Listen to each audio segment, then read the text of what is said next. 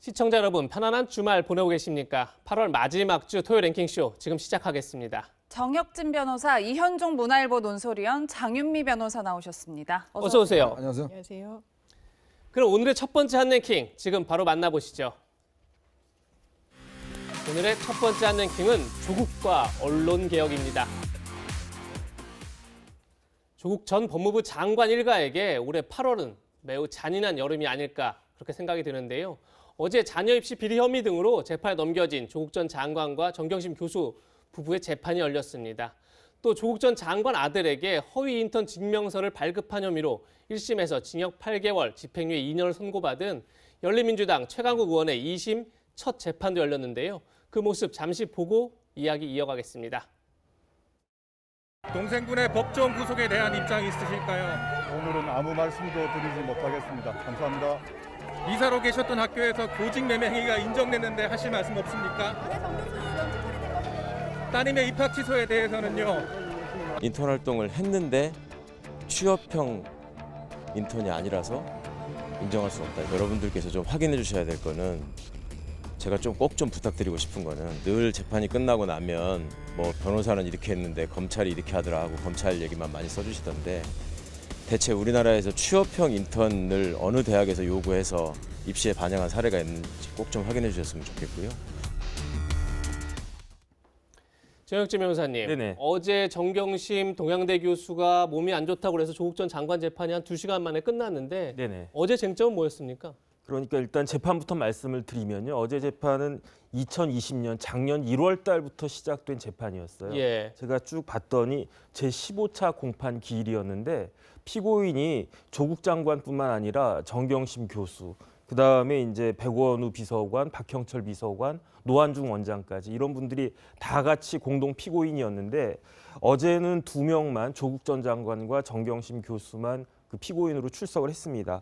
어제 쟁점은 증인이 나왔는데 정모 씨인데 이분은 누구냐면 아들의 그 담임 선생님이었어요. 그 담임 선생님을 증인으로 불러서 물어봤는데 뭐가 쟁점이었냐면 그 고등학교 때 생활기록부 있지 않습니까? 생기부에다가 교회 활동을 기재를 하는데 네. 어떻게 기재를 했냐요? 이렇게 검찰이나 물어봤겠죠. 그러니까 뭐라고 그 담임 선생님이 대답을 했냐면 정경심 교수와 그 아들이 제출한 확인서, 수료증 이런 내용을 그 담임 선생님은 믿고 그걸 기재를 해줬다. 본인이 알지는 못했고 그냥 이렇게 이런 게 있으니까 그 내용이 당연히 맞겠지라고 생각을 하고 기재를 해준 것이다. 이렇게 증언을 했다고 합니다. 그런데 그 과정에서 갑자기 이제 정경심 교수가 몸이 굉장히 안 좋다고 그래가지고 그래서 재판이 오래 진행되지 못하고 예정보다 일찍 끝난 것 같습니다. 네. 부산대가 지난 24일 조국 전 장관의 딸 조민 씨의 의학전문대 입학을 취소한 것과 관련해 반발이 잇따르고 있습니다. 한 시민단체는 무죄 추정의 원칙을 무시하고 있고 우리나라는 무죄 추정의 원칙을 명시하고 있고 또 연자제를 금지한다며 부산대 총장을 직권남용, 권리행사 방해 혐의로 고발했다고 밝혔습니다. 뿐만 아니라 청와대 국민청원 게시판에도 보시는 것처럼 조민 씨의 입학 취소 결정을 반대하는 청원이 오늘 기준으로 32만 명을 넘어섰는데요.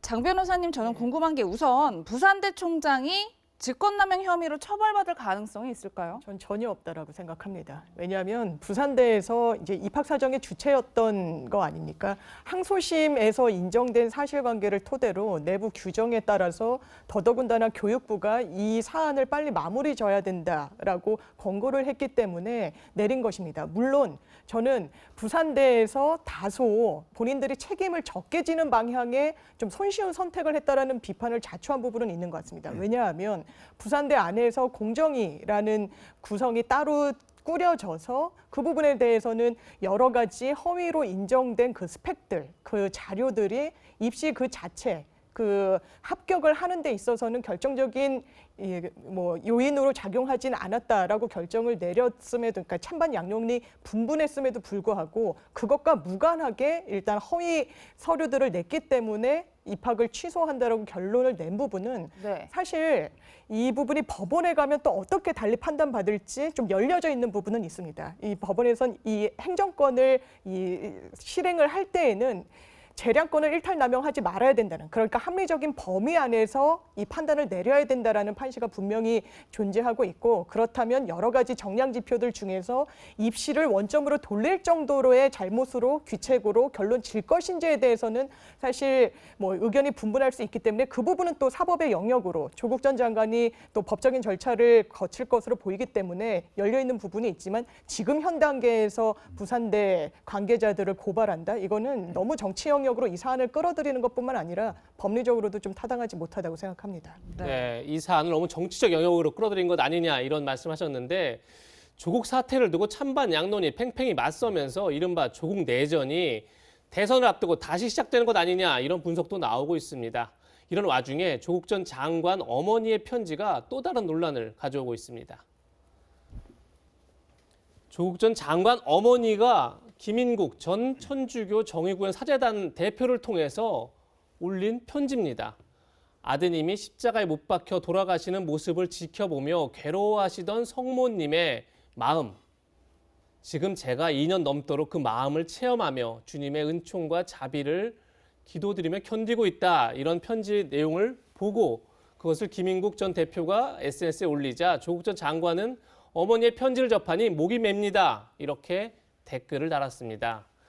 그러자 이를 두고 김근식 국민의힘 송파 병당협위원장은 조국 가족이 스스로 아들을 예수로 착각하고 어머니 본인을 성모 마리아로 일체화하는 황당무계한 신성 가족이다. 이렇게 비판을 했습니다.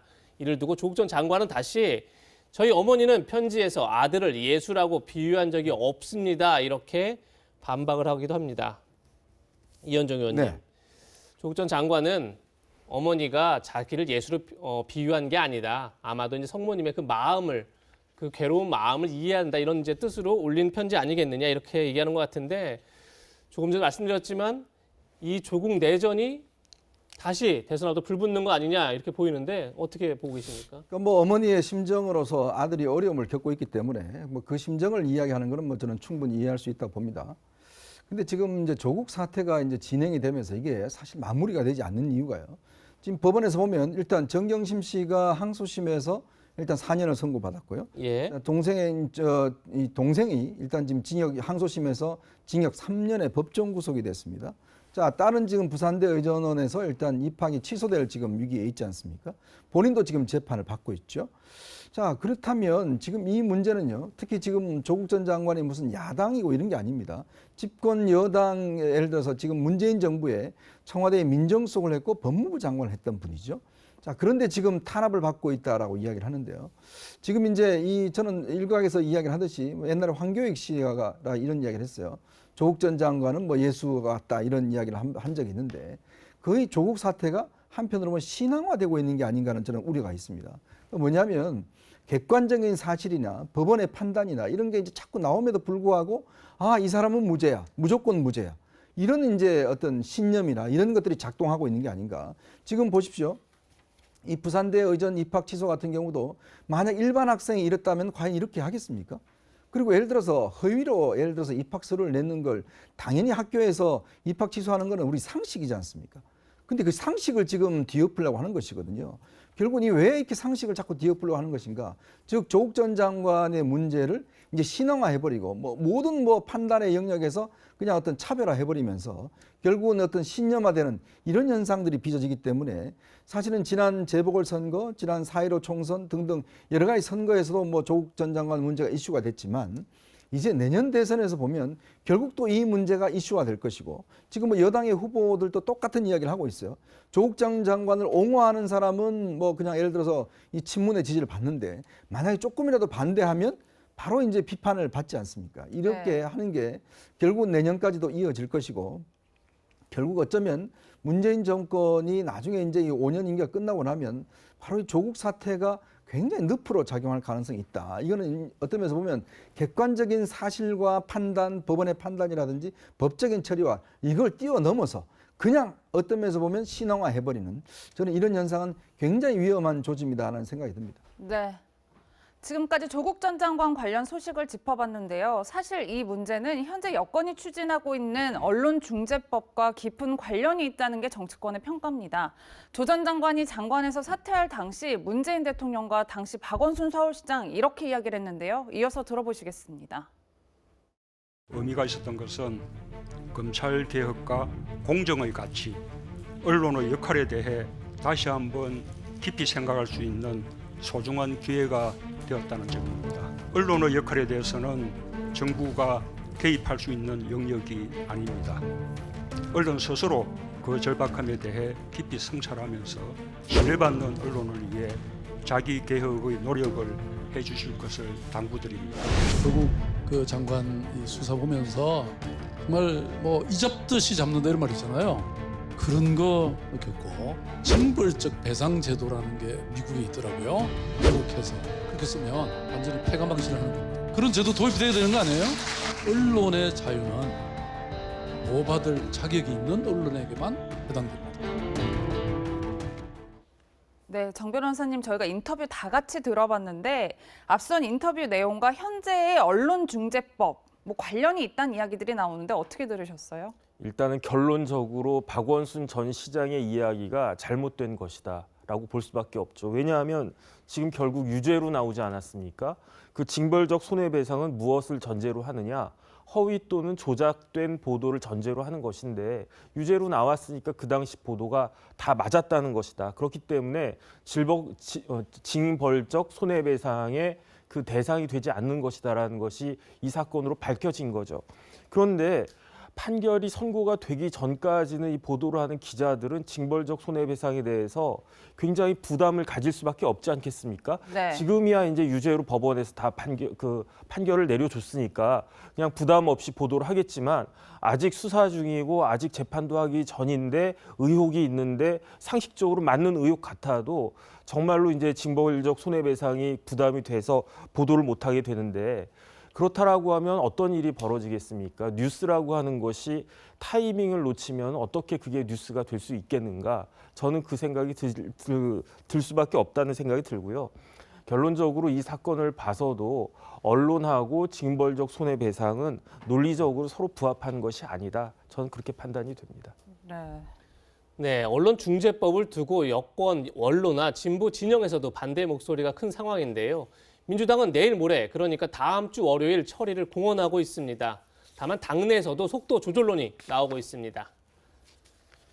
어제 민주당에서 의원 워크숍을 했는데 17명 중 7명이 언론법 속도 조절을 얘기했다고 합니다. 조응천, 오기영, 이용우 의원은 이 언론중재법이 언론의 자유를 억압할 수 있다. 그래서 반대 의견을 내고 있는 상황이고 노웅래, 박재호, 장철민, 송기현 의원 등은 좀 더 신중하게 속도를 조절할 필요가 있다. 이렇게 반대 의견을 내고 있다. 이렇게 저희가 알고 있는데 장민희 변호사님, 네. 민주당은 30일 의원총회에서 처리 여부를 최종 결정하겠다. 지금 이런 상태인데 어떻게 전망하십니까? 사실 큰 틀에서 입장이 번복될 것 같지는 않습니다. 지금 언론중재법의 가장 큰 틀인 허위 조작 보도에 대해서 최대 5배까지 징벌적 손해배상을 물리겠다. 이건 단순 오보를 낸 기자를 처벌하겠다, 징벌하겠다 이런 취지가 아닙니다. 허위이면서 또 조작까지 됐다라고 볼 수 있는 굉장히 악의성이 관여한 그런 보도의 한정에서 뭔가 별다르게 처리해야 된다라는 그 공감대에 있어서는 큰 이론이 없을 거라고 생각을 하고 지금 뭐 미투 보도나 뭐 드루킹 보도, 기타 등등의 의혹 보도들에 대해서 아예 차단하는 기능을 할 거라고 하는데 그렇지 않다라고 저는 생각합니다. 기자는 기본적으로 적대적인 사실관계를 취재하고 보도하는 데 있어서 실체적 사실관계에 접근하는 데는 제한이 있을 수밖에 없습니다. 그래서 쟁점이 되거나 사건화되었을 때 그 부분은 당연하게도 기자에게 유리하게 작용할 수밖에 없는 부분이 있고 제가 언론중재위원회에서 손해배상 소위 활동을 했던 적이 있습니다. 네. 그 당시에도 공감대를 이뤘던 부분이 우리나라 현행 법체계에서 굉장히 손해배상이 극히 미비하다. 특히 명예훼손과 관련해서는 한 번 그 부분이 발생을 하면 이걸 주워 담을 수가 없습니다. 금전으로 배상할 수밖에 없고 사실 명예를 훼손당한 주체는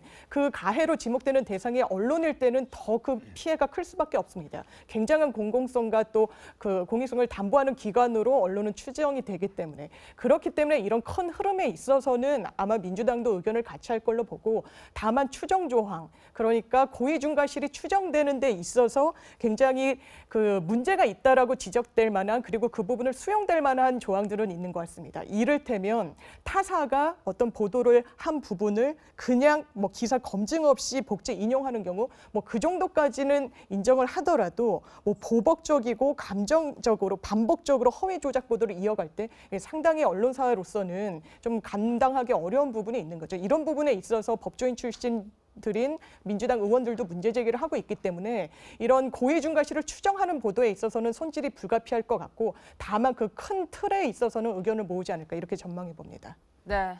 이런 가운데 송영길 민주당 대표는 국제 언론단체인 국경 없는 기자회의 언론중재법 개정안 반대 성명에 대해 이런 발언을 해 논란이 됐습니다. 지난 25일 국경 없는 기자회가 우리 사정을 어떻게 알겠느냐, 뭣도 모르니까 한 것이다 라고 말을 해 비판을 받고 있는데요. 비판이 나오자 민주당은 어제 외신 기자단과의 간담회를 열었습니다. 그러나 그 자리에서 여러 우려가 나왔습니다.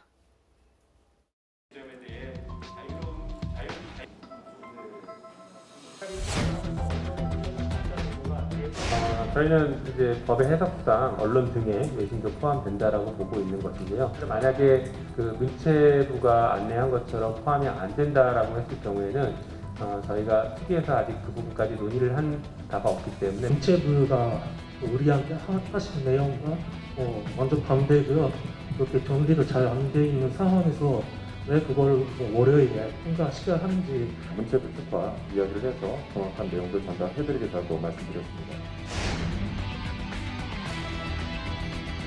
이 가짜뉴스라는 거는 사실 1인 미디어로부터 더 훨씬 더 많이 발생되고 있다는 것도 모두가 다 알고 있지 않습니까? 국내외 언론 매체들이 제가 생각에 거의 99%가 이 법에 대해서 반대하는 걸로 알고 있습니다. 네, 위원님 같이 영상 보셨는데 민주당이 스스로 만든 자리인데 외신 지적에 대해서 제대로 된 답변을 못하는 모습이에요.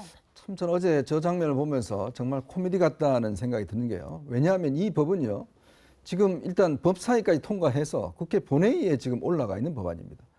그 법안을 지금 설명해 하겠다고 이제 설명 자리를 만든 것인데, 그렇죠. 일단 법이라는 게 그렇습니다. 법이라는 거는 일단 명확해야 됩니다. 규정 자체가. 애매한 게 있으면 안 돼요. 왜냐하면 이게 애매한 게 있으면 이게 이제 이용될 수가 있는 거거든요. 예를 들어서 판사가 허위 조작이라고 그러면 그 허위 조작의 범위를 어떻게 볼 것인가. 우리가 가짜 뉴스도 뭐가 가짜 뉴스에 대한 논쟁이 많지 않습니까? 그러면 그 애매모호한 조항을 가지고 어떤 판사는 무죄를 내릴 수가 있고 어떤 판사는 유죄를 내릴 수가 있어요. 그러니까 그렇게 법 자체가 애매모호하게 만들면 안 되는 거거든요. 근데 지금 이미 지금 여기에 주도한 김용민, 지금 한준호 이런 사람들이 저를 준비를 했는데 전화를 보니까요, 영문 자료나 뭐 이런 것도 하나도 준비를 안 했어요. 통역도 없었습니다. 그러니까 황급하게 이게 너무 밀어붙인다고 그러니까 이제 모양새 갖추기 위해서 지금 저런 자리를 마련한 것인데, 그런 자리에서 이 아주 핵심적인 게 뭐냐면 외신 기자들이 그러면 이 언론중재법에 외신이 포함되느냐 안 되느냐, 이에 대해서 문체부는 얼마 전에 외신은 포함이 안 된다라고 설명을 했습니다. 네. 근데 지금 이날 딱 모였는데 김용민은 의원은 외신도 포함된다 이런 이야기를 한 거예요. 그러니까 지금 외신 기자들이 이제 헷갈리는 거죠. 이게 도대체 뭐냐 지금. 이미 법이 다 만들어서 상정이 돼 있는 상황인데 네. 아직 외신이 포함되는지 안 포함되는지도 스스로가 모르는 거 아니겠습니까? 지금 우리나라 법상 보면 신문법상 신문이나 신문사업자, 방송사업자 이 사람들이 국내 언론사에 적용되게 돼 있어요. 그러면 과연 외국 언론사가 적용되느냐 안 적용되느냐, 아니 그것도 지금 모르면서 정말 뭐 송영길 대표가 뭣도 모르면서 이야기를 하는데, 아니 본인 스스로가 뭘 모르고 지금 이날 지금 설명에 나온 거 아니겠습니까? 그러니까 법안이 이게 어떻게 적용될지, 더군다나 지금 이날 법안을 보면 이 가짜 뉴스의 범위를 도대체 어떻게 할 것인지, 이날 지금 그 외신 기자들이 질문을 집중적으로 한 이유도요. 이게 왜 상케이 기자가 이런 이야기를 합니다. 아니 도대체 정리도 안 된 상태에서 아니 이 외신 기자를 불러놓고 이런 설명을 할 수가 있느냐. 네. 이렇게 이야기를 할 정도로 이날 모임이 굉장히 졸속적이고, 더군다나 법안을 주도했던 사람들이 이 법안이 어떻게 적용되는지도 현재 모르면서 지금 30일 날 통과하겠다는 거 아니겠습니까? 그러니까 결국 이 법안 자체가 굉장히 졸속적으로 마련되졌고 지금 세계의 어떤 언론기구들이 다 문제 삼는 게 바로 그겁니다. 아니 어떻게 대한민국에서 언론을 통제하는 이런 법을 만들면서 더군다나 의원들이 스스로가 이 법안이 어떻게 적용되는지도 모르면서 외신 기자들 상대로 해서 저렇게 설명도 하고 대답도 못하는 정말 코미디 같은 상황이죠. 네, 송영길 대표는 뭣도 모르니까 라기보다는 또 모르니 이렇게 얘기했다라는 해명을 했다는 정도 밝혀드리고 조금 전에 이현주 의원께서 외신 기자 간담회를 하면서 통역도 두지 않았다 이렇게 얘기를 했는데 최지은 민주당 대변인이 통역을 했지만 전문 통역사를 두지 않았다 이렇게 정확하게 정리를 좀 해보겠습니다. 네. 그럼 이번에는 다음 두 번째 한 랭킹에서 대선 소식 만나보겠습니다. 두 번째 한 랭킹은 물고 물리는 대선입니다. 20대 대통령 선거가 200일도 채 남지 않았습니다. 현재까지는 이재명 경기도지사와 윤석열 전 검찰총장의 양강 구도가 굳어져가는 그런 모습입니다. 최근 나온 여론조사 결과 함께 살펴보겠습니다. 어제 공표된 여론조사 결과인데요. 이재명 경기도지사 27.7%, 윤석열 전 검찰총장 27.2% 박빙의 승부를 벌이고 있습니다. 이낙연 민주당 전 대표 15%, 홍준표 자유한국당 대표 전 대표 그리고 현재 국민의힘 의원 8.1%, 추미애, 유승민, 안철수 수치 확인할 수 있고요. 양자 대결 결과를 보겠습니다. 이재명 지사와 윤석열 전 총장 25.7%와 37.7%, 35.7% 대 37.7%, 윤석열 거의 박빙의 승부를 벌이고 있고요. 이번에는 이낙연 전 대표와 가상 양자 대결할 경우 이낙연 전 대표 28.3%, 윤석열 전 총장 38.8% 이렇게 나타나고 있습니다. 이현종 의원님, 네. 지금까지 여론조사 결과 살펴봤는데 대선 6개월 남았는데 6개월 전에 가장 앞선 후보가 대부분 대통령이 됐다. 또 이런 얘기도 있잖아요. 그렇죠. 6명 중에서 4명이 일단 그렇게 됐다는 것 같고요. 여론조사가 이제 실시된 그런 대선을 보면 아마 지난 대선 같은 경우는 이제 다자구도였습니다. 그때는 이제 4명의 후보가 각축전을 벌였죠. 네. 그래서 문재인 대통령이 41.08%로 당선이 됐습니다. 근데 나머지 후보의 합이 보면 일단 이 다 합하면 일단 이 야당 후보가 이기는 구도였거든요. 이제 그럼에도 불구하고 이제 이 다자구도 속에서는 문재인 대통령이 승리를 했는데 이번 선거를 보면 양자 구도가 거의 이제 저는 굳어질 것 같습니다. 예전에 이제 노무현 대통령이 그때 될 때는 그때는 굉장히 이제 역동적이었죠, 사실은. 그때 이제 정몽준 전 의원과 이제 후보 단일을 하면서 급속히 또 여론 이게 상승을 했고 이제 그러면 상당히 이제 뒤집어지는 상황이 이제 벌어졌었는데요. 이번 같은 경우 보면 지금 이대로 간다면 거의 양강구도 체제로 이제 굳어지는 게 아니냐. 우리가 역대 선거에서 제가 보니까요. 양강구도가 됐을 때 지지율의 어떤 편차가 거의 5%포인트 안에서 결정이 난 거라고 보여집니다. 그렇다 보면 아마 이번에도 좀 전에 그 여론조사 결과 보셨지만 거의 제가 볼 때는 큰 차이 없이 아마 결국 결선에서도 나지 않겠는가. 현재 상황에서 보면 그만큼 굉장히 치열한 어떤 접전이 벌어질 것이고 이렇게 된다면 이제 제3의 어떤 가능성 지금 뭐 안철수 대표라든지 김동연 부총리라든지 이런 분들이 있지만 아직 이분들이 어떤 결정적인 영향을 미칠 만큼의 어떤 상황들이 아니거든요. 예. 그럴 경우에 아마 양자구도 속에서 결국 이제 편입되는 구조로 나타날 겁니다. 그렇다고 보면 아마 이번 선거 같은 경우는 정말 끝까지도 어떤 승자를 확정할 수 없는 치열한 초접전 양상. 아마 현재로서는 그렇게 될 가능성이 높다고 봅니다. 네. 지금부터는 여야의 대선 경선 움직임을 살펴보겠습니다. 먼저 민주당은 어제 대전에서 TV토론회를 열었는데요. 이번에도 명락대전이 펼쳐졌습니다. 관련 영상 함께 보시겠습니다. 본인의 선거법 재판 30명의 호화 변호인단이 도왔던 것으로 알고 있습니다. 그런데 그 수임료가 무료도 있었다. 그 수임료는 이재명 후보 사비로 1억 원 안 되는 돈을 썼다 이렇게 돼 있는데 그게 맞습니까? 제 개인 사생활에 관한 것이어서 구체적으로 말씀드리는 것은 적절치 않는 것 같습니다. 사비라면 본인이 아실 거고 확인해 주시는 게 좋을 것 같은데요. 지금 뭐 당장 구체적 금액을 제가 계산하기는 어려운데요. 1심, 2심, 3심이어서 꽤 많이 들어갔습니다. 확인을 거부하시는 것으로 받아들이겠습니다. 그다음에 네, 정 변호사님 정리를 좀 해보면 송도한 국가인권위원장 후보자가 과거 2019년 이재명 경기지사의 친형 강제 입원 사건 관련해서 무료 변론을 해줬다는 점을 지적을 하고 있는 거잖아요. 네네. 저는 궁금한 점이 실제로 무료 변론을 해줬다면 부정청탁금지법 위반에 해당이 될까요? 일단 저 같은 경우는 무료로 변론을 거의 안 합니다. 네. 왜 그러냐면 뭐 예. 돈도 돈이지만 이게 세금 문제가 걸려요. 그냥 법률 자문은 그냥 해줄 수 있는데 예. 친하거나 그러면 그 제가 소송의 대리인으로 딱 들어가게 되면 국세청에게 다 잡히거든요. 그래서 근데 내 돈을 안 받았다. 그러면 내가 무료로 변론을 해 주었다라고 하는 것을 입증을 해야 되는데 그게 굉장히 번거롭습니다. 네. 그다음 이제 부정청탁금지법 내용을 보면 한마디로 말하면 공직자는 명목 여하를 불문하고 돈을 받지 말라는 거예요. 한 번에 100만 원, 1년에 그 300만 원. 그럼 이걸 갖다 곰곰이 이제 따져 보면 첫 번째 이재명 지사가 공직자냐? 당연히 공직자죠. 예. 그러면 두 번째 무료 변론이 금품에 해당하느냐? 그게 문제가 되는데 법에는 어떻게 되어 있냐면 기부, 후원, 증여 등 명목에 관계없이 받지 말라는 거거든요. 네. 그 말은 현금뿐만 아니고 뭐 밥도 얻어먹지 말고 이러한 무료 변론과 같은 서비스도 공직자는 받지 말라 이렇게 되어 있는 거기 때문에 이거는 그다음에 이제 사실은 송두환 변호사님 같은 경우에는 굉장히 고위직도 역임하셨기 때문에 사실 저희하고는 그 변호사 비용이 비교가 안 될 정도로 사실 큰 비용일 거거든요. 그렇기 때문에 누가 봐도 이거는 그 문제가 될 여지가 굉장히 많다. 왜냐하면 그 서면 한번 써주는데 뭐 1,000만 원, 2,000만 원, 옛날에는 뭐 5,000만 원 이렇게 받는 그런 분들이니까 이 부분들을 알고 아마 이낙연 그 후보가 그 문제를 삼고 있는 것이 아닌가 하는 생각이 듭니다. 네. 네. 어제 토론회에선 명락대전뿐 아니라 추낙대전도 펼쳐졌습니다. 추미애 전 장관과 이낙연 전 대표가 충돌한 건데요. 그 모습도 직접 보시고 얘기 이어가겠습니다. 민생과 개혁이라는 이중잣대를 들이댄 정무적 판단의 실수로 결과적으로 검찰 개혁의 적기를 놓친 점에 대해서 사과나 반성을 먼저 하셔야 될 것 같고요. 마치 기억이 지워지신 분처럼 후보님께서 직접 앞장서서 검찰개혁 이루자 이런 제안을 하시더라고요. 이게 너무 자기중심적 태도이고요. 또 다른 후보님들까지 무시하는 그런 무례한 태도라고 생각합니다. 네, 자기중심적이라는 말씀은 추 후보께 그대로 돌려드리고 싶습니다.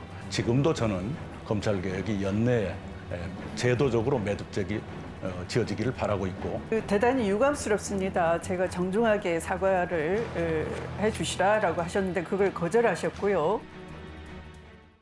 네, 추미애 전 장관은 이낙연 전 대표가 민주당 대표 시절에 검찰개혁 추진에 적극적이지 않았다. 이 부분을 계속 지적하고 있는데요. 장윤미 변호사님, 정확히 어떤 내용 때문에 이걸 지적하고 있는 거죠? 사실 검경 수사권 조정이 이뤄지면서 많은 부분이 경찰로 수사 권한이 이양이 되긴 했는데 일단 민주당에서는 최종적으로 거의 검찰은 공소청의 기능만 좀 남겨두도록 그 역할을 좀 축소하는 방향이 논의가 됐었습니다. 네. 다만 이런 부분과 관련해서 검찰 개혁에 다소 피로감이 높아졌다는 뭐 여론 지표들도 나왔고 그 상황에서 이낙연 전 대표가 선택을 하는 데 있어서 그렇다면 검찰 개혁보다는 이제 민생에 좀 무게중심을 갖고 이 당의 업무도 추진해야 되는 거 아니냐라고 했다는 그런 부분과 관련해서 아마 추 전 장관은 그 당시에 윤석열 전 총재가 굉장히 격렬하게 싸우고 있기도 했고 당이 본인을 제대로 뒷받침 못했다는 그런 서운함도 분명히 있을 겁니다. 그렇기 때문에 이런 토론회에서 나온 발언은 뭐 2등 주자를 잡기 위한 정무적인 판단도 분명히 있겠지만 그 당시에 장관직을 수행하던 당사자로서의 어떤 서운함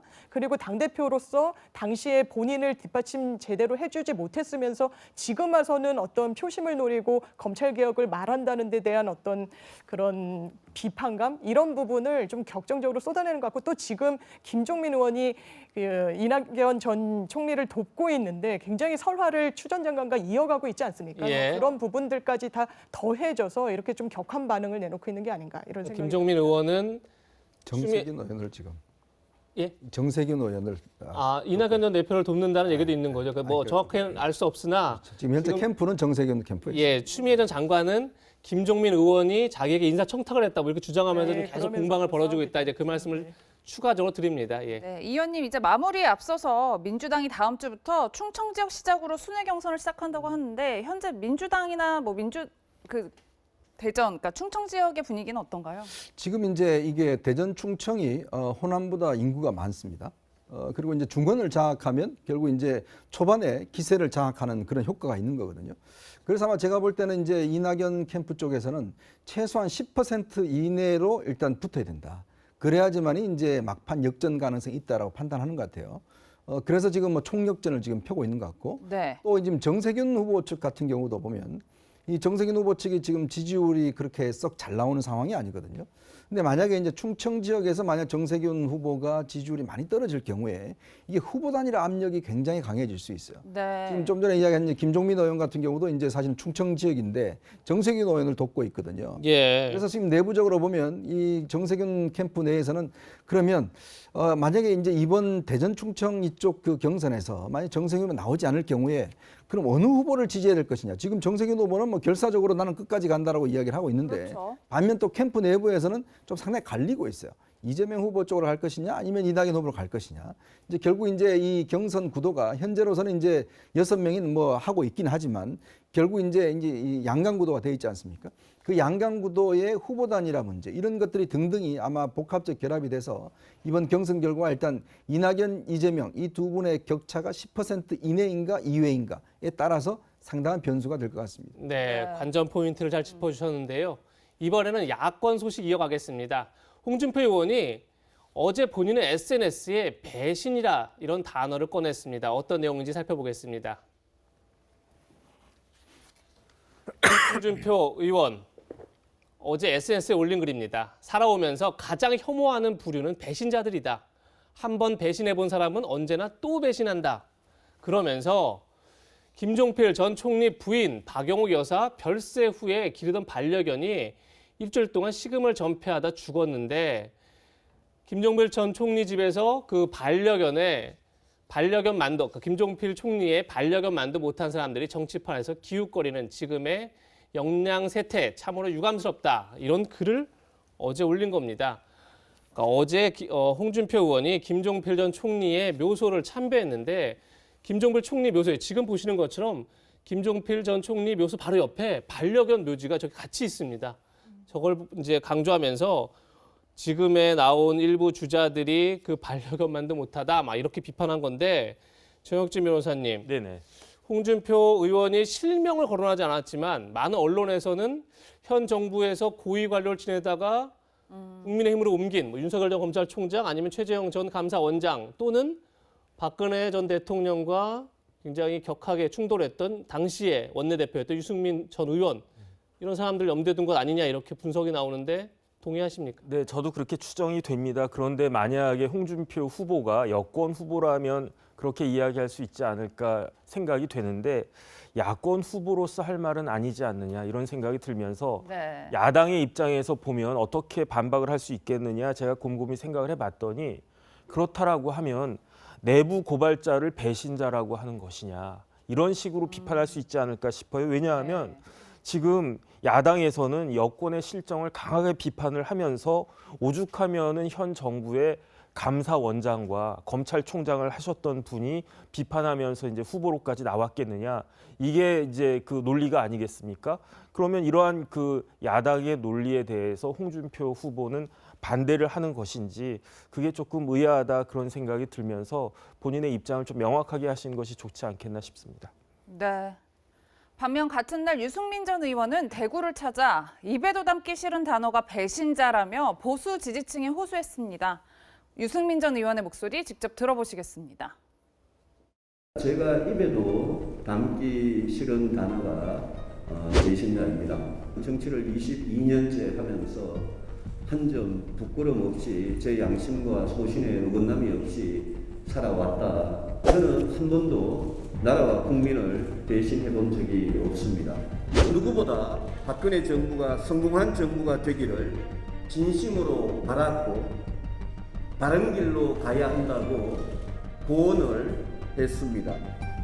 원내대표 시절 국회 대표 연설, 공무원 연금 개혁도 모두 박근혜 정부의 성공을 위한 노력이었습니다. 네, 네, 이 의원님 네. 홍준표 의원을 시작으로 배신자 논쟁이 시작된 것 같은데 앞으로 야당 경선 내에서도 배신자 논쟁이 계속될 수 있을까요? 글쎄 뭐 홍준표 후보가 뭐 반려견만도 못하다 그러면 사실 욕이거든요. 근데 이래 참 심한 이야기까지 이제 하시는 거 보니까 아마 국민의힘도 이제 경선이 본격화되는 것 같습니다. 예. 근데 저는요 당에 있는 뭐 여야나 야나 자기 당을 놓고 배신자 이런 이야기를 하는 것은 온당치 않다고 봅니다. 예를 들어서 지금 그 기준이 있겠죠. 국가와 국민을 배신했느냐. 이거는 저는 타당한 프레임이라고 봅니다. 네. 결국은 정치인이라는 게 국가와 국민을 위해서 본인이 봉사하고 일을 하느냐. 이게 중요한 거 아니겠습니까? 예. 이제 그걸 배신하면 안 되는 거죠. 근데 지금의 야당이 과연 그러면 제대로 그런 국민과 국가를 위해서 어떤 역할을 했는가? 이 문제를 한번 짚어보자는 거죠. 자, 그럼 홍준표 전 대표는 지난 대선 후보였지 않습니까? 근데 총선 때 당의 명령을 어기고 결국 탈당해서 본인이 국회의원이 됐잖아요. 그러면 그거는 배신한 거 아닌가요? 당의 명령에 대해서 배신하고 혼자 무소속으로 나가서 당의 후보를 떨어뜨린 거 이거는 뭐 배신에 포함되는 거 아닙니까? 그러니까 본인도 사실 저런 말 할 자격이 없는 것이죠. 그러니까 결국은 이 배신자라는 프레임이 자꾸 이제 자기를 제외한 상대방을 이제 겨냥하게 하는 건데 정말 중요한 배신자는 국가와 국민을 배신한 배신자가 제일 중요한 것이죠. 네. 네. 지금까지 여야의 대선 경선 소식까지 짚어봤는데요. 다음 한랭킹에서는 정치권의 최대 이슈로 떠오른 윤희숙 의원 논란 살펴보겠습니다. 저희가 준비한 세 번째 한랭킹 만나보시죠. 윤희숙의 다 걸기. 국민권익위원회로부터 부친 땅 농지법 위반 의혹 통보를 받고 의원직 사퇴 강수를 던진 윤희숙 의원이 어제 또다시 기자회견을 열었습니다. 이번에는 부친 투기 의혹에 자신이 개입했다 이런 여권의 주장에 강력히 반발하면서 만약 자신이 무혐의로 결론 나면 허위 주장을 한 여권 인사들도 정치권을 떠나라 이렇게 또 한 번 초강수를 뒀습니다. 그러면서 스스로를 공수처에 수사 의뢰하겠다 이렇게 밝혔는데 그 목소리 직접 들어보시죠. 지금 저 자신을 공수처에 수사 의뢰하겠습니다. 공수처가 못하겠다면 합수본에 다시 의뢰하겠습니다. 제 자신을 벌거벗겨서 조사받겠습니다. 저한테 죄가 없으면 부디 사악한 음모와 날조된 거짓 선동으로 남을 음해하고 대한민국을 좀먹으며 숭승장구해온 저들을 정치판에서 몰아내 주십시오. 이현정 의원님, 네. 윤희숙 의원의 사태가 논란이 사태라고 할 정도로 굉장히 커지고 있는 것 같아요. 정치권 네. 내에서 파장이요. 이번에는 의원 사퇴에 이어서 자신을 직접 수사 의뢰하겠다. 그러니 나 자신이 무혐의 받으면 다른 사람들도 만약에 나를 음해한 사람들 다 물러나라. 네. 이렇게 강수를 뒀어요. 제가 그동안 본 정치인들의 기자회견 중에서 가장 공격적인 기자회견 같아요. 예. 그만큼 아마 윤희숙 의원이 이제 본인이 의원직 사퇴까지 했는데도 불구하고 잇따른 의혹 제기에 대해서 강하게 대응을 하겠다는 뜻인 것 같은데요. 우선 일단 윤희숙 의원이 그 부친이 이제 토지를 매입한 과정에 대해서 처음에 어떻게 설명했냐면 부친이 농사를 지으러 갔다가 결국 이제 어머니가 병안이 이제 편찮으셔서 농사를 지을 수 없어서 대신 농사를 농어촌 공사에 부탁을 해서 짓겠다 이렇게 이야기를 한 거거든요. 그렇죠. 예. 근데 이게 이제 뒤늦게 이 다른 언론사 인터뷰를 통해서 결국 부친이 어느 정도 좀 투자의 목적을 두고 그 땅을 샀다는 걸 본인 스스로 인정을 했습니다. 아마 윤희숙 의원도 이제 그걸 뭐 인정을 한 것 같은데 그럼 이 부분에 대해서는 일단 좀 사과를 했어야 됩니다. 예. 왜냐하면 이거는 어떤 처음의 설명과 지금에 나타나고 있는 여러 가지 사실과는 좀 다른 부분이거든요. 네. 근데 이 윤희숙 의원 사건의 핵심은 뭐냐면 결국 윤희숙 의원이 어떤 공적인 지위를 이용해서 저 땅을 살 때 본인이 돈을 투자했거나 정보를 제공했거나 그런 적이 있는가라는 문제예요. 이제 그 문제가 이제 결국 윤희숙 의원이 책임져야 될 문제 아니겠습니까? 그렇죠. 예. 근데 지금까지 나타나는 것은 그런 사실이 전혀 없다는 거거든요. 그런데도 불구하고 지금 여당에서는 집중적으로 이제 공격을 하고 있는 겁니다. 그 공격한 이유가 뭐냐면 윤희숙 의원이 결국 이제 이 정부의 부동산 정책을 어떤 비판적으로 뱉기 때문에 윤희숙 의원을 공격을 하게 되면 봐라, 당신들도 똑같다. 이런 이미지를 주려고 하는 것이거든요.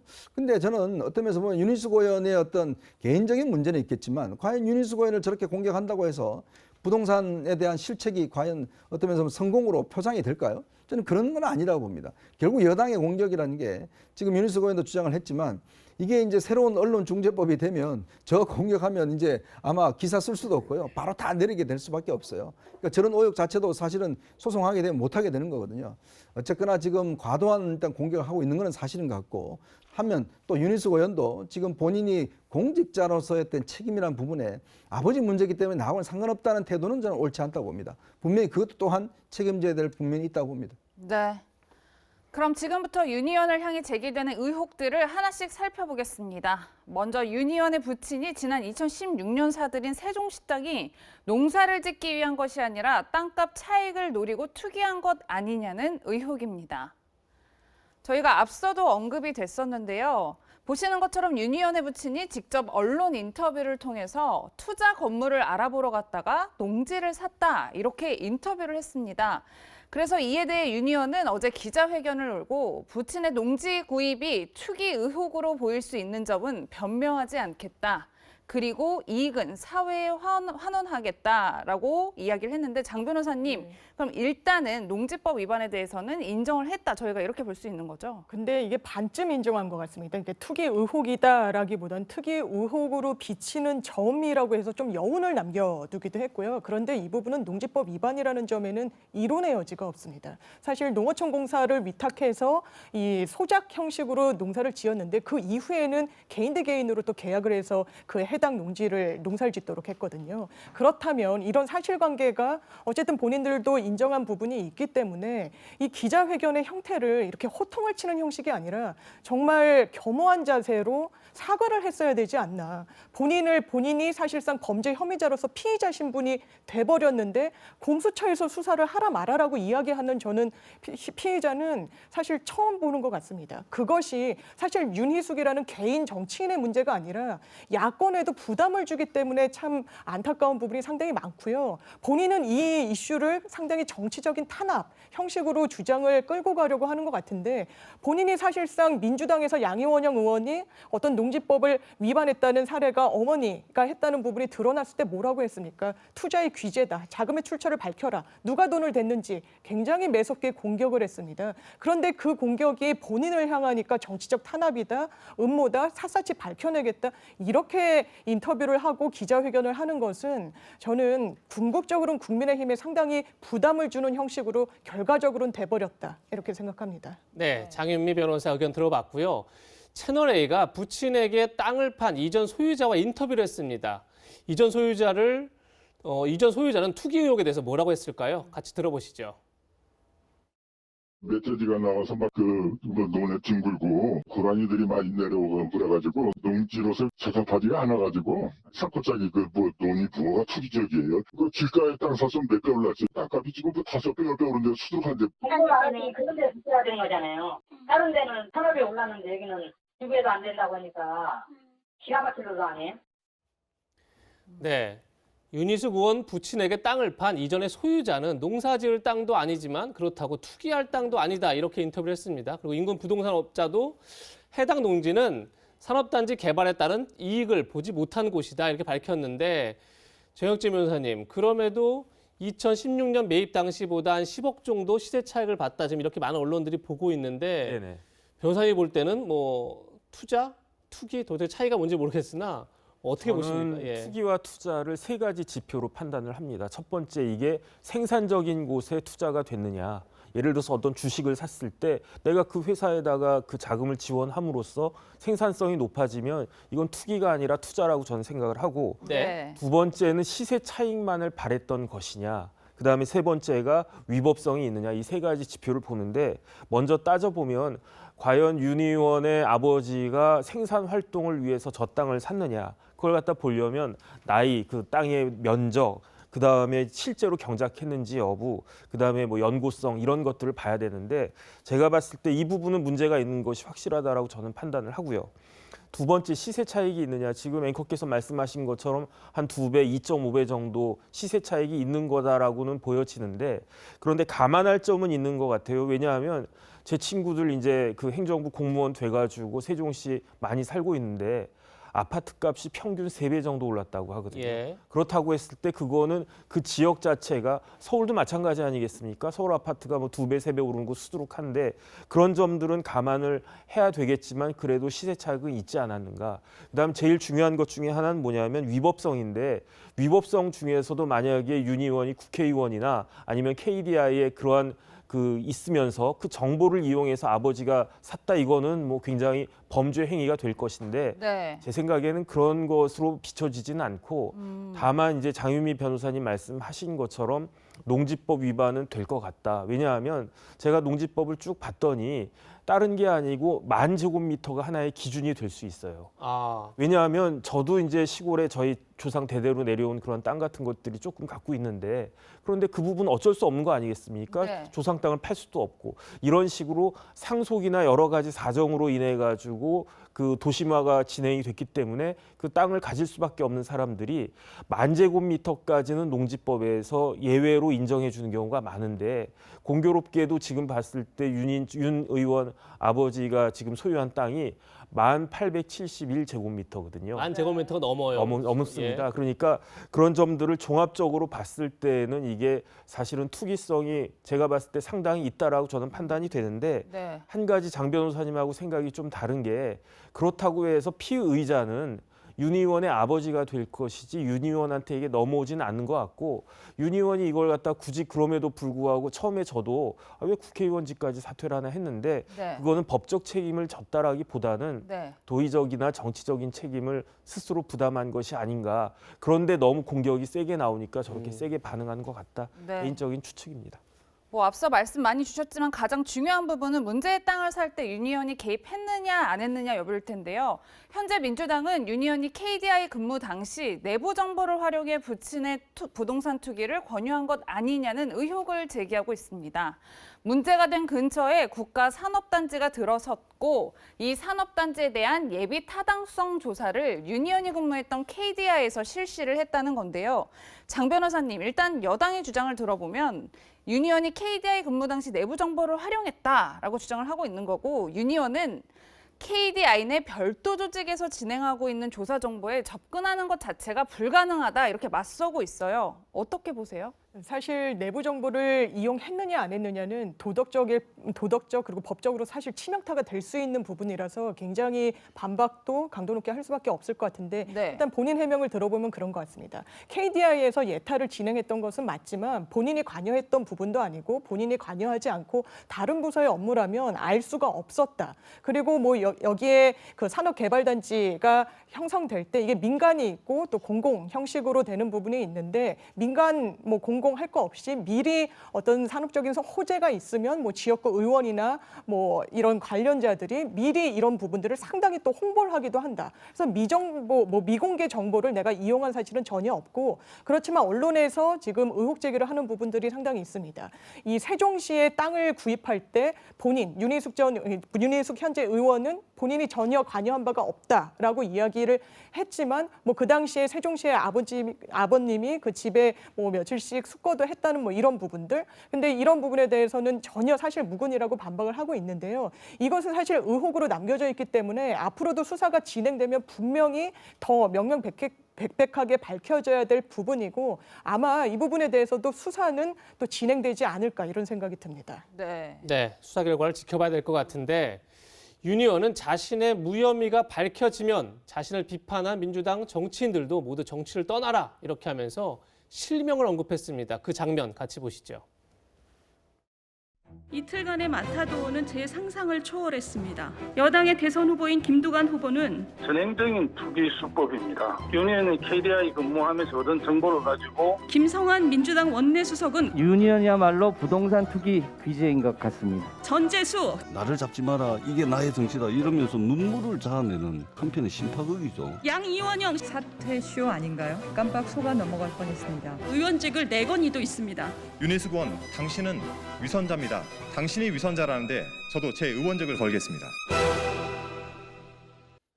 윤희숙 의원이 어제 기자회견에서 실명을 언급한 범여권 의원과 그리고 17명의 지금 저희가 화면에 나오는 것처럼 모두 17명이 달합니다. 16명이군요. 16명에 달합니다. 이현정 의원님, 네. 윤 의원이 범여권 의원들을 한 명 한 명씩 언급하면서 직격탄을 내렸어요. 네. 이 정도 되면 양쪽 다 물러설 수 없는 전쟁에 들어갔다 이렇게 봐야 되지 않을까요? 그렇죠. 뭐 일단 여당 입장에서 보면 부동산 문제에 대한 이제 어떤 이 자신들의 실책, 뭐 실정 이런 것들을 이제 하기 위해서는 그동안 부동산 문제를 날카롭게 비판한 윤희숙 의원의 어떤 위선적인 형태가 이제 부각되는 것이 이제 유리할 것이고요. 그래서 아마 이제 집중 포화를 하는 것 같습니다. 근데 일단 여기서 윤 의원 같은 경우는 일단 본인이 의원직을 사퇴를 내걸었잖아요. 자, 그렇다면 지금 민주당도 똑같이 국민권익위원회에서 12명의 의원들이 지금 부동산 투기 의혹 관련해서 지금 수사가 됐고 또 그중에서 당에서 탈당을 공고를 했었는데 지금 이 그 비례대표 2명을 제외하고 10명의 국회의원 중에서 1명도 탈당한 사람이 없습니다. 네. 자, 그러면 이들은 어떻게 해야 되는 것인가요? 그 윤 의원에 대해서 그렇게 의혹을 제기하려면 본인들도 뭔가 걸어야 되는 거 아닌가요? 그러니까 어떤 면에서 보면 지금 비판의 어떤 자격, 그러니까 이 국회의원들이 보면 항상 어떤 비판할 때 비판은 잘하는데 책임은 하나도 없어요. 자기가 어떤 문제에 대해서 그럼 어떤 책임을 질 것인지. 좀 전에 이제 한준호 지금 의원 같은 경우는 윤 의원이 위선적일 때 자기도 의원직을 걸겠다고 하는데 아마 이것도 나중에 이제 결국 위선적인지 어떤 기준에서 위선적이라 판명되는지는 아마 봐야 할 건데 아마 저 말에 책임은 져야 될 겁니다. 결국은요, 지금 우리 국민들이 실증내하는 게 뭐냐 하면 정치인들이 상대방에 대한 비판과 비난은 많이 하는데 그 이후에 되면 또 아무것도 없어요. 또 자신의 당에 대해서는 그렇게 온정적일 수 없습니다. 그러니까 그런 정치를 이제 국민들이 좀 하지 말자는 거거든요. 그러면서 보면 윤희숙 의원에 대한 비판을 하는 것들은 뭐 여당이기 때문에 당연히 저는 할 수 있다고 봅니다. 그렇지만 그런 비판에 대해서 본인들은 그럼 어떻게 할 것인지, 본인들 당에 있는 문제에 대해서는 어떻게 할 것인지 이런 부분도 함께 지적해야 되는 것이 아닌가 하는 생각이 듭니다. 네. 그런데 윤 의원이 정조준한 두 사람은 따로 있었습니다. 바로 이재명 경기지사와 방송인 김어준 씨였는데요. 들어보시겠습니다. 특히 이재명 캠프의 선거대책위원장인 우원식 의원, 수행실장 김남국 의원, 이재명 캠프 남영희 대변인이 음해에 가장 앞장선 것은 무엇 때문입니까? 이 캠프 자체가 서로 머리를 맞대고 앉아서 더러운 모이나 하는 그런 캠프라는 것입니다. 이 꼭대기가 누굽니까? 캠프 우두머리 이재명 후보입니다. 제가 무혐의로 판결나면 이재명 후보 당신도 사퇴하고 정치를 떠나십시오. 네, 이재명 저격수라 불렸던 윤 의원이 이재명 지사의 정계 은퇴를 요구한 데 이어 방송인 김어준 씨를 향해선 여론을 조작하지 말라며 경고했습니다. 들어보시겠습니다. 마지막, 방송인 김어준 씨. 저에 대한 공격에 가장 앞장서는 노컷 뉴스마저도 저희 아버지 땅의 가격이 2배 정도 올랐다고 하는데 당신은 무슨 근거로 무려 6배가 올랐다면서 30억 시세 차익이란 말을 유포시키고 여론을 조작하고 있습니까? 페로가모에 이어서 이번엔 30억입니까? 왜 분노하는 겁니까? 부친 농지법 위반에 대해서 누구한테 분노하는 거예요? 고가 150으로 계산하면 시세 차익이 30억이 넘습니다. 왜 누구한테 화를 내는 겁니까? 국민 여러분, 김어준이라는 인물은 우리 정치의 가장 암적인 존재입니다. 이런 행태가 계속 용인돼서는 우리 정치의 내일은 없습니다. 김어준 씨, 당신도 이재명 후보와 손잡고 공적인 영역에서 사라지십시오. 네, 보시는 것처럼 뿐만 아니라 김어준 씨는 윤 의원은 이혼을 해서 자녀도 없고 싱글이라고 했다. 싱글인데 누가 자신의 아버지를 친정 아버님이라고 칭하겠나. 즉 결혼을 한 것처럼 보이기 위한 계상적인 행동이다라고 지적을 하고 나섰는데 이 부분은 정 변호사님 어떻게 보셨어요? 일단 전 좀 악의적이다. 그다음에 조금 더 직격적으로 표현을 하면 좀 잔인한 표현이다. 이런 생각이 듭니다. 왜냐하면 저렇게 이야기를 함으로써 윤희숙 의원이 이혼을 했다라고 하는 것을 은근히 이제 비판하는 것 같거든요. 한마디로 말하면 돌싱녀가 무슨 친정이 있느냐. 그래서 제가 사전 찾아봤어요. 친정이 무엇이냐. 결혼한 여자가 결혼 전까지 살면서 잘하고 있었던 그 집을 친정이라고 해요. 네. 그러면은 결혼한 여자, 그 결혼하지 않았습니까? 결혼했던 여자에게는 친정이 없느냐? 저는 그건 아니라고 생각을 하고 네. 심지어 제가 이제 변호사를 좀 독특하게 해가지고 여러 이런저런 기관들에서 변호사를 많이 했었거든요. 그런데 저도 어떤 이야기를 하냐면 그 중에서 제일 먼저 그 변호사를 시작했던 그 회사가 바로 이 길 건너편에 있는데 제가 이제 거기 가가지고 우리 친정 같다 이렇게 이야기를 하는데 그러면은 남자가 무슨 결혼했다고 해가지고 친정이냐 이런 이야기 하겠습니까? 친정이란 말은 굉장히 널리 쓰이는 거고 그 다음에 이제 김어준 씨가 왜 화를 내느냐 이야기를 갖다가 했는데 호가를 기준으로 해가지고 시세 차익을 30억을 받다라고 거짓말을 하니까 화가 나는 거죠. 왜냐하면 호가라고 하는 건 그야말로 부르는 값이거든요. 아무런 객관적인 증빙이 있는 것이 아니고 실질적인 그 시세가 아닙니다. 그렇기 때문에 그렇게 한 10억 정도 그 시세 차익이 난 거를 부풀려 가지고 어마어마하게 큰 위법한 행동을 한 것처럼 그런 식으로 왜곡하니까 화를 낸 거 아니겠습니까? 이런 부분들에 대해서는 좀 자중을 해야 되지 않나 저는 개인적으로 생각을 합니다. 네. 이런 가운데 여영국 정의당 대표는 자신의 SNS에 이런 글을 남겼습니다. 함께 보시겠습니다. 정 변호사님 함께 읽어보실 텐데요. 민주당과 국민의힘은 유니언 뜻대로 의원직 사퇴를 만장일치로 가결하라라면서 민주당은 자신들은 유니언과도 같은 쇼도 할 자신이 없을 뿐더러 사퇴 동의가 고스란히 화살이 돼 돌아올 두려움에 떨고 있다 이렇게 비판을 했어요.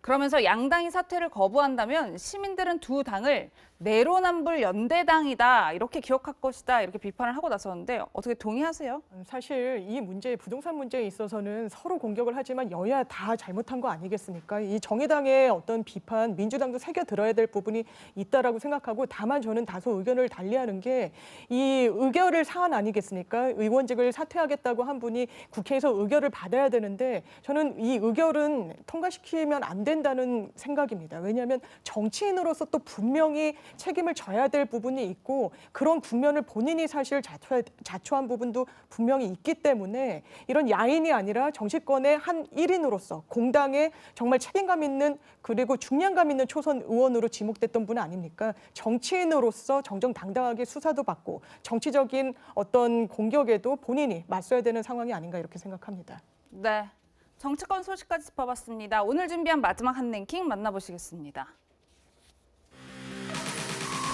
미혼 여성 공무원 리스트의 격양. 오늘 마지막 한 랭킹에선 사건, 사고 소식 모아봤습니다. 먼저 성남시 공무원 이야기 좀 짚어볼 텐데요. 장 변호사님, 성남시에서 굉장히 충격적인 리스트가 발견됐다고 하는데 어떤 내용이고 어떻게 공개됐는지 좀 설명해 주세요. 사실 21세기에 이게 가능한 일인가라는 생각이 드는데 성남시의 공무원 이제 미혼으로만 특정을 해서 30대 여성분들 한 150명의 신상을 정리한 문건을 한 공무원이 작성을 한 겁니다. 그렇다면 이런 문서를 왜 작성했을까? 그 당시에 비서실에 성남시장의 비서실에 새로 부임한 그 어떤 간부가 있었는데 이 간부가 미혼이었던 것 같습니다. 30대였고 남성이고 그러니까 이 남성 공무원에게 뭔가 잘 보이기 위해서 아부성으로 이런 문건을 작성했다는 게 지금까지 성남시에서 자체적으로 내린 결론인 것 같고 해당 공무원은 지금은 직위 해제가 된 상황입니다. 그런데 본인이 이제 6급으로 바로 직접적으로 전달하기가 어려우니까 중간에 과장을 끼고 이 부분을 전달을 했고 이 전달을 받은 이 문서를 갖게 된 이 당사자가 이건 상당히 좀 문제가 있다라고 해서 공익 제보로 이 사건이 알려지게 됐습니다. 네. 이현주 의원님, 조금 전에 장유미 변호사께서 어떻게 21세기에 이런 일이 있을 수 있느냐 굉장히 강하게 지적하셨는데 한편 이런 생각도 들어요. 도대체 저 공무원은 왜 시장실 비서관에게 시장 비서관에게 저런 문건을 줬을까? 시장실이 과연 얼마나 세길래 일선 공무원들이 저렇게까지 아부를 해야 되나 이런 생각도 드는데 어떻게 보십니까? 성남시는 은수미 시장이 지금 재직 중이죠. 은수미 시장 같은 경우는 그동안 여러 가지의 논란이 있었지 않습니까? 자, 그런데 은수미 시장이 예전 노무현 대통령 청와대에서 여성가족 비서관을 역임을 했습니다. 네. 자, 그런 비서관에 이 지금 이 명단을 지금 이게 2019년도에 있었던 일이에요. 당시에 은수미 비서관의 그러니까 어공이죠. 은수미 비서관의 이제 측근이 이제 비서관이었으니까 그 공무원이 아니니까. 그러니까 워낙 이제 이 시장 같은 경우에 이 비서관들이 보면 시장과 함께 들어온 비서관들이 인사 문제나 이런 것들을 다 좌지우지하다 보니까 밑에서 아마 좀 뭔가 잘 보이려고 했던 것 같아요. 지금 총각이고 하니까 밑에서 이제 미혼의 여성들 리스트를 만들어서 자, 이 중에 한번 골라보십시오라고 이제 이야기를 했던 것 같아요. 자, 그러면 이게 지금 그때 당시에 이거 봤을 때 그럼 이게 바로 예를 들어서 시장한테 보고가 됐다든지 국민권익에 신고가 됐다든지 이랬을 텐데 왜 이게 2019년도에 있었던 일이 이제 와서 된다는 것이죠. 저는 이게 굉장히 의문스럽습니다. 예. 담당 공무원도 지금 뭐 직위해제가 됐다고 그러지만 아니 그런 이 명단을 받아보고 이걸 갖다가 몇 년 동안 가지고 있었다는 게 이게 말이 되는 소리입니까? 네. 그렇다면 이걸 보고받아 그때 뭐 윤수미 시장이 뭐 여러 가지 뭐 사법적인 논란이 좀 있었어요. 그래서 본인이 이게 했을 경우에 이게 묻힐 가능성이 있어서 그때 당시에는 안 했다고 이야기를 하는데 저는 이 부분도 좀 분명히 밝혀야 될 부분이 있는 것 같습니다. 이게 왜 이제서야 2년 뒤가 지났어야 이게 공개가 됐으며 과연 그렇다면 그때 당시 이 비서관은 어떤 행동을 했었는 것인지 그리고 이 비서관의 그동안 성남시 내에서 얼마나 실권이 있길래 밑에서 이런 것까지 예를 들어서 만들어서 했는 것인지 저는 굉장히 밝혀야 될 의혹이 많다라는 생각이 듭니다. 네, 정 변호사님 글쎄요. 저는 듣고도 믿기지 않는 내용이긴 한데 네. 이 미혼 여자 공무원 리스트와 같은 문건을 작성하게 되면 어떤 처벌을 받게 되나요? 21세기는요. 인포메이션이 머니예요. 정보가 돈이에요. 그걸 갖고 있으면 쉽게 환금화가 됩니다. 그다음에 더 중요한 건 뭐냐면 정보는 범죄에 노출될 가능성, 범죄 위험성을 굉장히 높이거든요. 네. 그런데 현실은 어떻습니까? 정부나 대기업 같은 데에서는 빅데이터라고 그래가지고 수많은 개인 정보를 수집하고 가공하고 처리를 하고 있단 말이죠. 그렇기 때문에 개인정보보호법이 제정이 돼가지고 이런 식으로 정보 주체의 동의 없이 자신의 개인정보를 제3자에게 제공한 사람, 심지어 그러한 사정을 알고 제공받은 사람에 대해서 5년 이하 징역이나 5천만 원 이하 벌금이라고 하는 상당히 중한 그 처벌을 하고 있습니다. 네. 네, 은수미 시장은 지난 금요일에 이 사실을 알고 곧바로 내부 감사에 들어갔고 더 이상 피해가 발생하지 않도록 최선을 다하겠다. 이 문제에 대해서 진심으로 사과드린다. 이렇게 입장을 표명했다는 점도 같이 밝혀드립니다. 네. 이번엔 다른 사건도 한번 짚어보겠습니다. 만취 상태로 택시 위에 올라가서 행패를 부린 20대 여성의 영상이 SNS를 퍼지면서 논란이 되고 있습니다. 어떤 영상인지 같이 보고 이야기 나누겠습니다.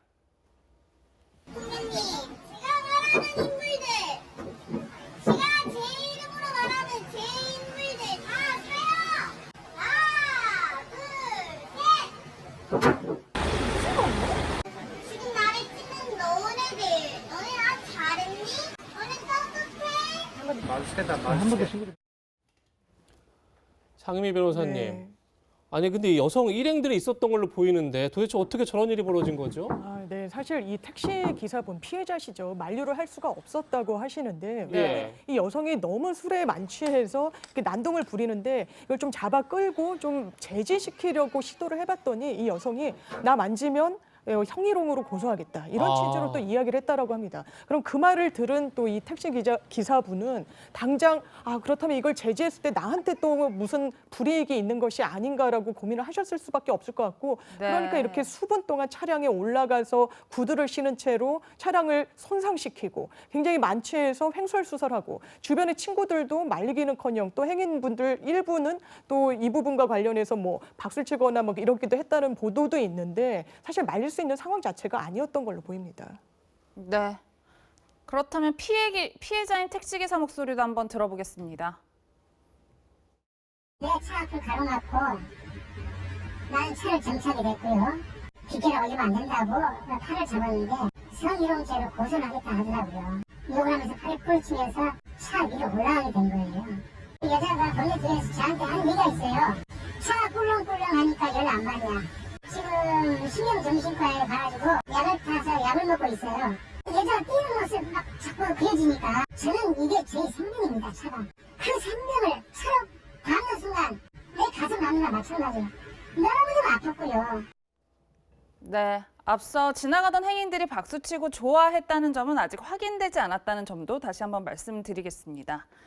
정 변호사님 지금 얼핏 보기에도 영상 보셨지만 택시가 많이 망가졌을 것 같은데 일단 네네. 택시기사 피해 보상 충분히 받을 수 있을까요? 일단은 그 피해자가 그 가해자가 그 여성이 얼마만큼 자력이 있느냐가 제일 중요할 것이고 아마 택시니까 보험이나 그 공제조합에는 가입이 되어 있을 것 같기 때문에 그 택시로 인한 그 손괴로 인한 그런 피해 배상은 가능할 것 같고 네. 그다음에 저 여성 같은 경우에는 기본적으로 재물손괴죄로 형사처벌 받을 것 같고요. 네. 그다음에 그걸 넘어서 가지고 폭행이라고 하는 것은 어떤 사람에 대한 물리력의 행사이기 때문에 저런 행위로도 충분히 폭행죄가 성립하지 않을까 개인적으로 생각이 되면서 네. 그다음 우리가 이제 이용구 전 차관 관련해 가지고 많이 보지 않았습니까? 그렇죠. 만약에 저 택시가 운행 중이었던 것으로 판단이 되면 특가법 위반이 돼 가지고 훨씬 더 강한 그런 처벌도 받을 수 있겠습니다. 네. 네, 마지막으로 다른 사건 하나 더 짚어보겠습니다. 이번 사건은 장애인 보호센터에서 장애인에게 억지로 김밥과 떡볶이를 먹여서 숨지게 한 그런 사건인데요. 사건 개요부터 짚어보겠습니다. 인천에서 벌어진 일입니다. 업무상 과실치사 혐의로 센터 대표 1명, 사회복지사 2명, 사회복무요원 1명이 한 명 더 4명이 불구속 입건됐는데요. 경찰 조사 결과 사망한 A씨가 김밥과 떡볶이를 먹는 것을 거부했지만 사회복지사 등이 억지로 붙잡고 먹여서 도망치던 A씨가 센터 교실에서 의식을 잃고 쓰러진 뒤에 결국 나중에 질식사로 숨졌다 이런 내용입니다.